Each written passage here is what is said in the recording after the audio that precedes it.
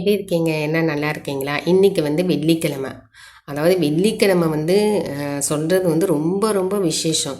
வெள்ளிக்கிழமைங்கிறது லக்ஷ்மி அம்மாவுக்கு உகந்தது. மகாலட்சுமி அம்மா, அஷ்டலக்ஷ்மி அம்மா, சந்தான லக்ஷ்மி அம்மா, தைரிய லக்ஷ்மி அம்மா, எல்லா லக்ஷ்மியும் தான் அஷ்டலக்ஷ்மின்னு சொல்லுவாங்க. ரெண்டாவது வந்து மாரியம்மன். இந்த மாதிரி வந்து வெள்ளிக்கிழமை வந்து ஒருத்தவங்க வந்து கேட்டிருந்தாங்க, எனக்கு வேலை வாய்ப்பு எனக்கு வேணுங்க, எனக்காக கும்பிட்டுக்கோங்க, ப்ரேயர் பண்ணிக்கோங்க அப்படின்னாங்க. அவங்களுக்காக நான் ஒரு சோஸ்திரம் சொல்கிறேன். நீங்கள் என்ன பண்ணுறீங்கன்னா, நான் இப்போ நான் வெள்ளிக்கிழமை தான் சொல்லியிருக்கிறேன். ஆனால் நீங்கள் வெள்ளிக்கிழமை வந்து இது கேட்டுக்கோங்க. கேட்டுக்கிட்டு நீங்கள் தினைக்கும் ஒரு விநாயகருக்கு ஒரு நெய் விளக்கு போடுங்க. ஒரு 2 விளக்கு போடுங்க, நெய் விளக்கு விநாயகருக்கு. காலையில் எந்திரிக்கிறீங்களா, குடித்தோன்னே வச்சுடுங்க. காப்பி குடிச்சிட்டு விநாயகருக்கு 2 நெய் விளக்கு வச்சுட்டு வீட்டில் வைங்க. நீங்கள் கோயிலுக்கு போகணும், உங்களுக்கு பிரியமாக இருந்துச்சுன்னா காலையில் கோயிலுக்கு போயிட்டு விநாயகருக்கு வந்து 2 நெய் விளக்கு போட்டு நல்லா ஒரு 3 சுற்றி அவர் தோப்புக்கரணை போட்டு உங்களை பிரார்த்தனை நிறைவேற்றுங்க. வேலை வாய்ப்பு கிடைக்கணும் அப்படி சொல்லிட்டு உங்கள் பிரார்த்தனை வந்து நீங்கள் வேலைவாய்ப்பு கிடைச்சோன்னே நீங்கள் என்ன வேண்டி இருக்கீங்களோ அது விநாயகருக்கு நீங்கள் போட்டுருங்க. அதாவது நான் வந்து சொல்லக்கூடாது.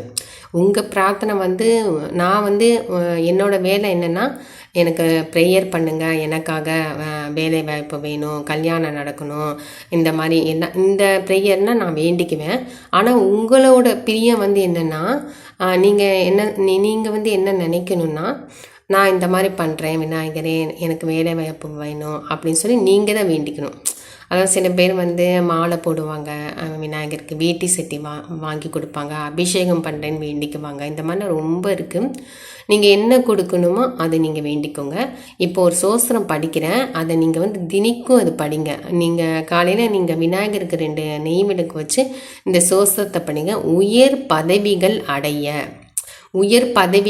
அடையனா நீங்கள் வந்து உயர் பதவினா நீங்கள் பெரிய வேலையாக இருந்தாலும் சரி, ஸ்மால் வேலையாக இருந்தாலும் சரி. இது நான் படிக்கிறேன், நீங்கள் நல்லா கேட்டுக்கோங்க. மனிதரும் தேவரும் மாயா முனிவரும் வந்து செனி குனிதரும் சேவடி கோமளமே கொன்றை வார்ச்சடைமேல் பனிதரும் திங்களும் பாம்பும் பகீரதியும் படைத்த புனிதரும் நீயும் என் புத்தி என்னாலும் பொருந்துகவே. இன்னொன்று படிக்கிறேன். மனிதரும் தேவரும் மாயா முனிவரும் வந்து செனி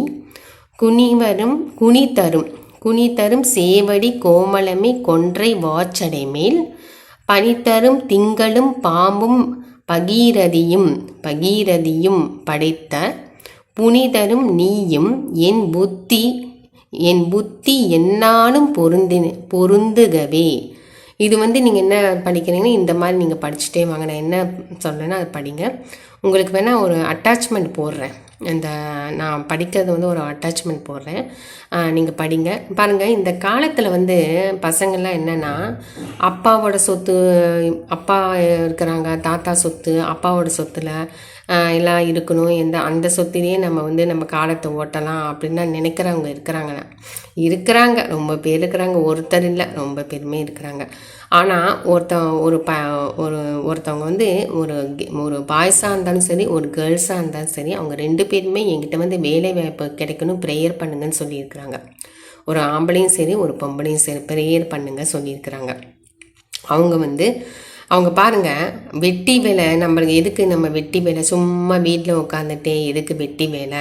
ஒருத்தவங்க வந்து நம்ம வந்து எதுக்கு வீட்டில் உட்காந்துருக்கிறதே சில பேருக்கு வந்து ரொம்ப கஷ்டமாக இருக்கும். ஒரு ஆம்பளைக்கெல்லாம் ரொம்ப கஷ்டம்லாம் அவங்க மனசுக்கு தான் தெரியும். ஐயோ, நான் இப்படி உட்காந்துட்டுருக்கேனே, ஒரு வேலைக்கு போனால் கூட எனக்கு அந்த கான்சன்ட்ரேஷன்லாம் எனக்கு வேலையிலே இருக்குமே. இந்த வீட்டில் உட்காந்துக்கிட்டு ஐயோ பல சிந்தனைகள் வருதே.